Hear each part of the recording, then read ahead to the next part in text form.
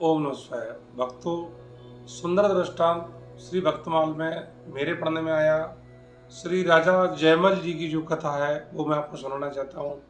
ऐसा कहा जाता है कि भगवान सिर्फ योग और क्षेम की ही कृपा नहीं करते अपने भक्तों पर, अपितु भक्तों द्वारा कहे गए जो वचन होते हैं उनकी भी जो बात होती है उसको रखने के लिए भी भगवान अपने वचन की, भक्ति के वचन की रक्षा करते हैं। राजा जयमल राजस्थान की मेड़ता रियासत के राजा थे। इनके परदादा जो राव जोधा जी थे, जिन्होंने प्रसिद्ध जोधपुर शहर बसाया था, यह 16वीं शताब्दी की बात है।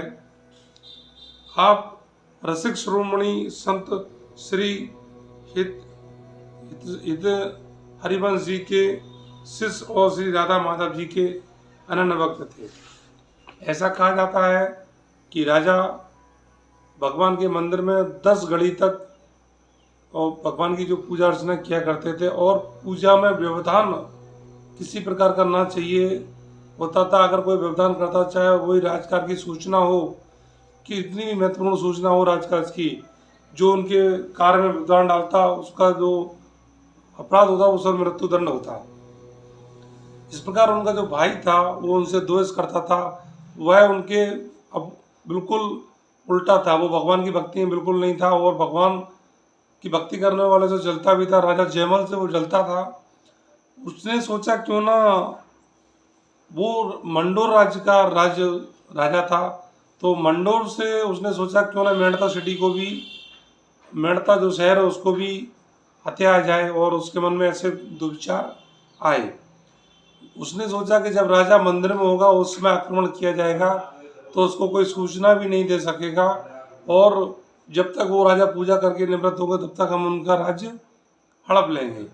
तो मेड़ता जो शहर था उस पर जो मंडोर के जो राजा थे उन्होंने आक्रमण कर दिया। जब वहाँ राजा और मंत्रियों को पता चला कि जो उनका जो भाई है वो आक्रमण करने के लिए आ रहा है मेड़ता शहर पर, तो वो अब सूचना दे कौन राजा को। राजा जयमल भगवान की भक्ति में मंदिर में थे। 10 पहर होने के बाद ही उनकी जो पूजा होती थी वो खत्म होती थी।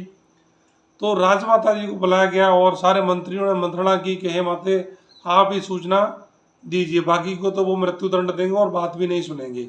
इधर शत्रु सेना चली आ रही थी, तो राजमाता ने जाकर अपने पुत्र से कहा कि राज पर संकट है और युद्ध सेना आ गई है। तो वो कहते हैं भगवान सही, सब कुछ सही करेंगे।